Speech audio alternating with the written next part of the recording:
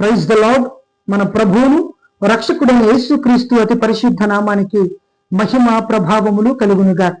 ప్రభువైన యేసుక్రీస్తు నామములో మీ అందరికీ నా హృదయపూర్వక కృతజ్ఞతలు. దేవుని యొక్క ప్రేమ, వాత్సల్యత, కనికరము మీకు మీ కుటుంబాలకు తోడేనుగాక.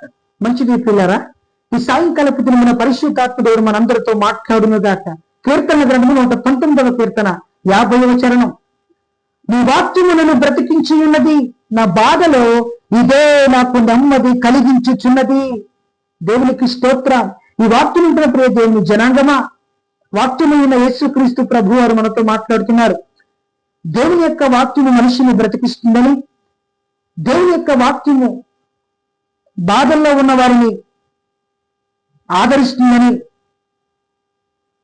అంత మాత్రమే కాకుండా పిల్లరా, పాపములో బంధింపబడిన వారిని, అంధకార సంబంధమైన క్రియల్లో బంధింపబడిన వారిని, నిరాశలో, నిస్పృహలో, వ్యాధుల్లో, బాధల్లో, శ్రమల్లో కూరుకుపోయిన వారిని దేవుని వాక్యము బ్రతికిస్తుందని, దేవుని యొక్క వాక్యము నిలబెడుతుందని, దేవుని యొక్క వాక్యము శ్రమల్లో ఉన్న వారికి గొప్ప ఊరట, గొప్ప ఆదరణ కలిగిస్తుందని ఈ సాయంకాలపు సమయంలో పరిశుద్ధాత్ముడు నీతో నాతో మాట్లాడుతున్నాడు.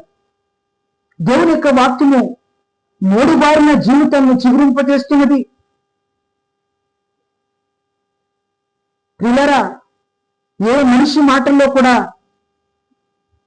ఆదరణ దొరకదు, ఏ మనిషి మాటల్లో కూడా సమాధానం దొరకదు. ఇదిగో జీవము గల దేవుని వాక్యము మనం వింటున్నప్పుడు, ఈ జీవం గల దేవుని వాక్యాన్ని మన హృదయంలో భద్రపరుస్తున్నప్పుడు గొప్ప ఆదరణ, గొప్ప సమాధానము, గొప్ప శాంతి నీ హృదయంలో ఈ సాయంకాలపు సమయంలో నా దేవుడు కలుగు చేస్తున్నాడు. దేవునికి స్తోత్రం.